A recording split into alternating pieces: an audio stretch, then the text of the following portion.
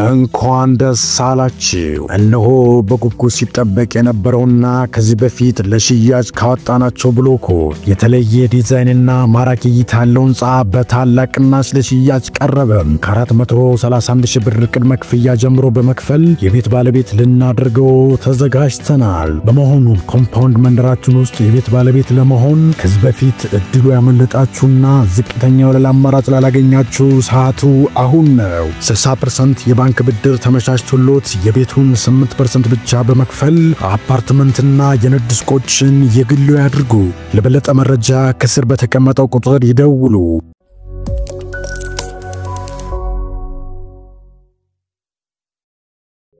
To His Excellency President Ibrahim, President of the Sovereign Nation of Burkina Faso በሜይ 16 ያልተጠበቀና እጅግ አስገራሚ የሆነ የስልክ ውይይት በሁለቱ የዓለማችን ተጽዕኖ ፈጣሪ መሪዎች መካከል ተካሂዷል። እነዚህ መሪዎች የቢሊየን ካቶሊክ ሃይማኖት ተከታዮች ሃይማኖት አባት የሆኑት ፖፕ ሊዮ 14ኛና የቡርኪና ፋሶ ፕሬዝዳንት ኢብራሂም ትራኦሬ ናቸው። ይህ የስልክ ውይይት ሲካሄድም ምንም አይነት መረጃ በማይወጣበት መልኩ በድብቅና ከሚዲያውን በተሸሸገ ሁኔታ ነበር። ታዲያ የዚህ ስልክ ውይይት ድብቅ በመሆኑ በዓለም ደረጃ ጥያቄን የፈጠረና ለብዙዎችም አነጋጋሪ የሆነ ክስተት ነበር። ይህንን የስልክ ጥሪ ስለምን እንደነበረና ምን እንደተባባሉ ደርሰንበታል ያሉ ታማኝ ዘገባ ምንጮችም ፕሬዝዳንት ትራኦሬ በስልክ ጥሪው መሃል በእንባ አይኖቻቸው መርጠቡን በእርግጠኝነት ዘግበዋል። ታዲያ በሜይ 16 ፖፕ ሊዮ ቀናቸውን የጀመሩት እንደተለመደው በጸሎትና የዕለት ተዕለት ስራቸውን በማከናወን ነበር። ነገር ግን በድንገት ለመረጃ ሰብሳቢያቸው ስለ ቡርኪና ፋሶና ስለ ወጣቱ መሪያቸው ስለ ፕሬዝዳንት ኢብራሂም ትራኦሬ ያለው መረጃ ሁሉ አጠናክሮ እንዲያቀርብላቸው ትዕዛዝ ሰጡት። ታዲያ ወጣቱ መሪ ከ2022 ዓ.ም ጀምሮ ሀገሪቱ ካለችበት ችግር ለማውጣት ካለው አቅም በላይ የሚተጋ መሪ መሆኑን አወቁ። ፕሬዝዳንቱም የሚያስተላልፈው መልእክት አብዛኞቹ ስለ ሰላም፣ ስለ ታጋሽነትና አንድ ስለመሆን ናቸው። ከነዚህ ንግግሮቹ መሃል ፖፕ ሊዮ ቀልባቸው በአንዱ ላይ አረፈ። ይህም ንግግር የኛ ህዝብ በጣም ጠንካራ ነው፣ ነገር ግን በከፍተኛ ሁኔታ ቆስሏል። ድልድዮችና ትምህርት ቤቶችን ከመገንባታችን በፊት በህዝባችን ላይ ያለንን እምነት መመለስ አለብን። ክብር ለኛ የተሰጠን ሳይሆን አብሮን የተወለደ ነው የሚል ነበር። ፖፕ ሊዮ 14ኛ ወዲያውኑ ለአማካሪያቸው ይህ ሰው መሪ ብቻ አይደለም የተስፋ ምልክትም ጭምር ነው፣ አሁኑ ላናገረው ይገባል በማለት ትዕዛዝ ሰጡት። ታዲያ በሌላኛው ዓለም ፕሬዝዳንት ትራኦሬ በምግብ ጥራትና መሰረተ ልማት እቅዶች ላይ የነበረውን ስብሰባ በመጨረስ ላይ ነበር። የሱም ሙሉ በስራ የተሞላና የራሱን ህዝቦች የኑሮ ሁኔታ ለማሻሻል ጥረቱን የቀጠለበት ነበር። ወደ ረፋዱ ላይ ከቫቲካን ቤተክርስቲያን ቅዱስ ፖፕ ሊዮ በግል ያናግሩት እንደሚፈልግ ጥያቄ ቀረበለት። በዚህም ጊዜ ኢብራሂም ትራኦሬ በቀረበለት ጥያቄ ቢገረምም ጥያቄውን ግን በደስታ ተቀብሏል። ከዛም በመቀጠል በሁለቱ መካከል የተደረገው የስልክ ጥሪ በርካቶችን ጉድ ያስባለና አነጋጋሪ ሆኖ አልፏል። ለቻናላችን አዲስ ከሆናችሁ ሰብስክራይብ በማድረግ በየቀኑ የምንለቃቸውን አስገራሚና አዝናኝ ቪዲዮዎችን መመልከት ትችላላችሁ። ወደ ዛሬው ቪዲዮ አለፍኩም። በሮም ሰዓት አቆጣጠር ከቀኑ 10 ሰዓት ተኩል ሚስጥራዊ የስልክ ልውውጥ መደረግ ጀመረ። ይህ የስልክ ጥሪ ሲካሄድ ምንም አይነት ካሜራም ሆነ ታዛቢ በሌለበት ነበር። ታዲያ በቤተ መንግስት ውስጥ የነበሩ የአይን እማኞች እንደተናገሩት ፕሬዝዳንት ትራኦሬ አይኖቹ በእንባ ተሞልቶ እንደነበርና በዝምታም ሳይለቅስ እንደነበር ተናግረዋል። ከስልክ ውይይቱም በኋላ ለአንድ ሰዓት ያህል እዛው ክፍል ውስጥ መቆየቱንና ወደ አመሻሽ ላይም ለብዙ ዓመታት ተዘግቶ የከረመውን የጸሎት ቤት እንዲከፈት ትዕዛዝ መስጠቱም ተሰምቷል። ትዕዛዙን ሲሰጥ ያስተላለፈው መልእክት ቃል በቃል ለመናገር ከፍተኛ የሆነ ሚስጥር ቢሆንም የአይን እማኞች ሰምተናል እንዳሉት ፕሬዝዳንት ከግል ቢሮ ውስጥ በመሆን የቅዱስ ፖፕ ሊዮን ድምጽ በመጠኑ መስማታቸውን ተናግረዋል። እንዳሉትም ፖፕ ሊዮ መንገድ የተመሰረተው በሞራል ብቻ ሳይሆን በእምነት ነው። እምነቱ ሁሌም ቢሆን መንፈስ በደከመበት ሰዓትና በችግር ጊዜ ብርታት የሚሆን ነው። እኔም እንዳየው የህዝቦችን ተስፋ የተሸከምከው ለብቻክ ሳይሆን በርህራሄ በተሞላና በእውነት በታጀበ ንጹህ ልብ ነው ብለውታል። ንግግራቸውንም በመቀጠል እውነተኛ ጥንካሬ የሚገኘው ከፍቅርና ከበጎ ስራ በመወለድ ሲሆን ለሀገርክ የምትመኘው ብርሃን የሚፈነጥቀው የህዝቦችን ተፈጥሯዊ ማንነት ስትረዳ ነው በማለት አክለውለታል። ከዚህ በኋላ የኢብራሂም ትራኦሬ ልብ በመንፈስ ቅዱስ መሙላት ጀመረ። ለዚህ ምክንያቱ ደግሞ እንደዚህ ያለ ቁራጥ መሪ ውስጡ ያለውን የልቡን ስብራት ከፖፕ ሊዮ አንደበት ቃል በቃል ሲሰማው እድሜ ልኩን የሚያውቁት ያህል ተሰማው።